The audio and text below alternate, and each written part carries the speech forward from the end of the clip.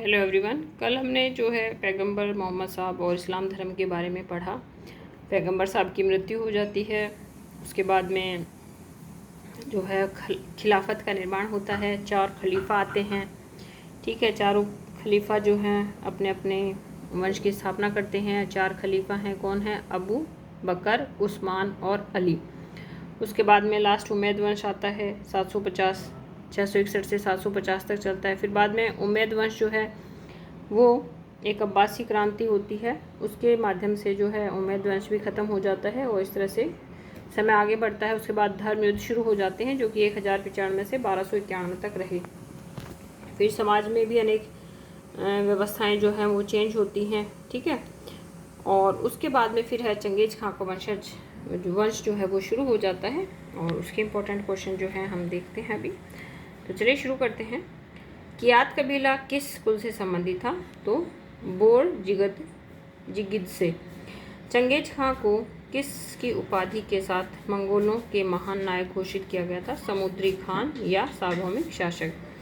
Genghis खां के समय चीन कितने भागों में बटा था? तो देखिए 3 भागों में बटा हुआ था। उत्तर पश्चिम प्रांत में शिया ओलो, उत्तर चीन में जरचेन और दक्षिण चीन में शुंग राजवंश। चंगेज खां की मृत्यु कब हुई थी? तो 1227 ईस्वी में। चंगेज खां की सेना किस पद्धति से गठित की गई थी? तो दशमलव पद्धति से गठित की गई थी। विशेष रूप से चयनित कप्तानों के अधीन कार्य करने वाली सैनिक टुकड़ियां कहलाती थी नेओन। अब देखिए अगर एग्जाम में आ जाए कि नेओन क्या होता है, तो सैनिक टुकड़ी। चंगेज खान ने अपना उत्तराधिकारी किसे बनाया था? तो तीसरे पुत्र ओगोदेई को। ओगोदेई ने अपनी राजधानी बनाया कराकोरम।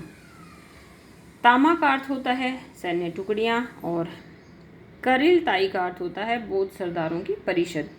चंगेज खां द्वारा अपनाई गई फुर्तीली पद्धति थी हरकारा। आपने शेरशाह सूरी के टाइम में भी पढ़ा होगा कि मैसेज एक स्थान से दूसरे स्थान पर भेजने के लिए जो है चौकियां स्थापित की गई और घुड़सवारों को दौड़ाया जाता था ताकि वो मैसेज जो है एक चौकी से दूसरी चौकी तक दे दे। तो ये पद्धति जो है वो चंगेज खां की है और इसे कहते हैं हरकारा। नेक्स्ट है सुरक्षित यात्रा के लिए यात्रियों को जो पास दिया जाता था जिसे कहते थे फारसी में पैजा और मंगोल भाषा में जेरेज।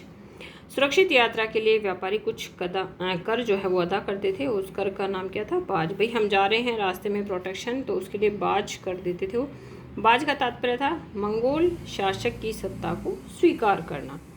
संचार व्यवस्था के लिए प्रत्येक मंगोल यायावर अपने पशु समूहों का 10वां हिस्सा दान देते थे, तो वह कहलाता था कुब-कुर।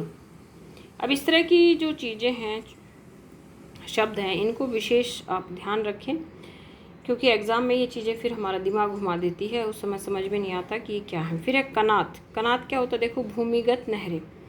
फिर है यास। यास का क्या अर्थ होता है? विधि, आज्ञप्ति या आदेश को क्या कहते हैं? याश। मंगोलों ने याश शब्द का प्रयोग किया था चंगेज खां की विधि संहिता के लिए। यूरोप में किसने विधि संहिता बनाई थी? आप कमेंट करें। यास मंगोल जाति की प्रथाओं का संग्रह था। फिर है बदलती परंपराएं। नया चैप्टर है भारत यूरोप में प्रसिद्ध था, तो भारत जो है यूरोप में मसालों के लिए प्रसिद्ध था। 1492 में कोलंबस जिस द्वीप पर पहुंचा था उसे यूरोप वासियों ने कहा वेस्ट इंडीज़। अफ्रीका का भूगोल पहली बार लिखा गया हसन अल वजान के द्वारा और ये भूगोल वेता एवं पर्यटक थे। इसके बाद है पुर्तगालियों ने दास व्यापार शुरू किया 1442 में। कोपरनिकस ने सौर परिवार की खोज की 1543 ईस्वी में। रक्त हृदय से पंप होकर शरीर में जाता है, यह खोज की इसने विलियम हॉर्वे ने 1628 में। सामंतवाद शब्द है ये पुनर्जागरण वाले यूरोप का टॉपिक आ गया है इसमें। अब सामंतवाद शब्द है जर्मन शब्द, फ्यूड से बना है। देखिए फ्यूड का अर्थ है, ये एग्जाम में क्वेश्चन आया हुआ है, एक भूमि का टुकड़ा, उसको फ्यूड कहते थे। सामंतवाद की उत्पत्ति हुई यूरोप में 11वीं शताब्दी के उत्तरार्ध में। रूस के आधुनिकरण का श्रेय किसे दिया जाता है? द पीटर ग्रेट को। इसका टाइम पीरियड था 1682 से 1772। संपूर्ण यूरोप में ब्लैक डेथ मचा। देखिए ये उदयपुर यूनिवर्सिटी के असिस्टेंट प्रोफेसर के एग्जाम में क्वेश्चन आया हुआ था। तो 1325 से 1350 के बीच में ब्लैक डेथ जो है वो फैला था। ब्रिटेन में किसानों ने विद्रोह किया। 1381 ईस्वी में इंग्लैंड में ट्यूडर वंश की स्थापना हुई। 1485 में ओटोमन तुर्कों ने मिस्र पर कब्जा कब किया? 1517। अब ये डेट्स आपको बहुत अच्छे से ध्यान रखनी है। ये देखिए क्वेश्चन आया हुआ है। मार्टिन लूथर ने कैथोलिक चर्च में सुधार किया 1521 में। और माइक्रोस्कोप की खोज किसने की? जच रियास जेनसन ने 1590 के दशक में। तो आज की वीडियो यहीं समाप्त करते हैं। अगर आपको कोई क्वेरी हो तो आप मुझे मैसेज करें। वीडियो देखने के लिए आप सभी का धन्यवाद।